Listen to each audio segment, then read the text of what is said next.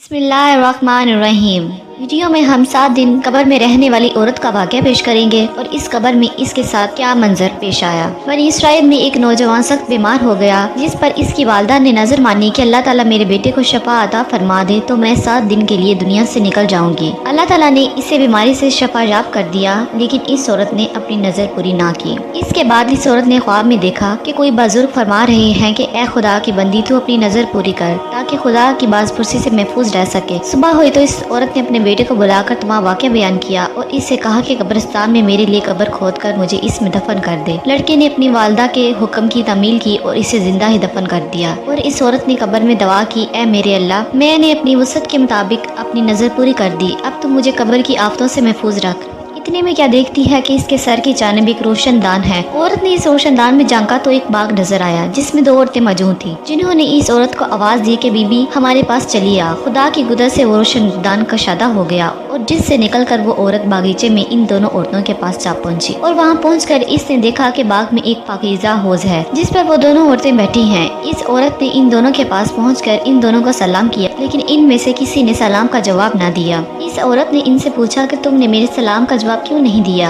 हालांकि तुम दोनों सलाम का जवाब देने की कुदरत रखती हो। इन्होंने जवाब दिया, सलाम फरमा बरदारी है और हमें अतायत तो फरमा बरदारी से मना किया गया है और हम यहाँ इससे रोक दिए गए हैं। इतने में ये औरत देखती है कि इन दोनों औरतों में से एक के सर पर एक परिंदा अपने बाजों से हवा कर रहा है और दूसरी औरत के सर पर एक परिंदा अपनी चोंच मार रहा है। ये देखकर इस औरत ने पहली औरत से दरियाफ्त किया कि तुम्हारी इस फजीलत का सबब क्या है। इसने जवाब दिया कि मैं दुनिया में अपने शोहर की फरमा बरदार बीवी थी और मेरे दुनिया से रुखसत होते वक्त मेरा शोहर मुझसे खुश था। बस इसी अतायत और गुजारी के सिले में अल्लाह ताला ने मुझे इस नेमत से नवाजा है। फिर इस औरत ने दूसरी औरत से पूछा, तुम अजाब में मुब्तला क्यों हो। इसने जवाब दिया, मैं एक नेक औरत थी लेकिन दुनिया में अपने शोहर की नाफरमानी थी। जब दुनिया से मेरा इंतकाल हुआ तो मेरा शोहर मुझसे नाराज था। अल्लाह ताला ने नेक होने की वजह से मेरी कब्र को जन्नत का बाग बना दिया और शोहर की नाफरमानी की वजह से मुझे अजाब दे दिया। मैं तुमसे अर्ज करती हूँ कि जब तुम दुनिया में वापस जाओ तो मेरे शोहर से मेरे लिए सिफारिश करना, हो सकता है कि वो मुझसे राजी हो जाए। जब इस औरत पर 7 दिन गुजर गए तो इन दूसरी औरतों ने इस दफन होने वाली औरत से कहा, उठो और अपनी कब्र में वापस चली जाओ क्योंकि तेरा बेटा तुझे लेने आया है। जब वो औरत वापस अपनी कब्र में आई तो क्या देखती है कि इसका बेटा इसकी कब्र खोद रहा है। बेटे ने अपनी माँ को कब्र से निकाला और इसको अपने घर ले आया। फिर जब वो लड़का अपनी वालदा को लेकर घर पहुँचा तो खबर मशहूर हो गई कि फलां औरत अपनी नजर पूरी करके कब्र से निकल कर आई है। इस खबर को सुनकर जोक दर जोक लोग इसकी मुलाकात को आने लगे,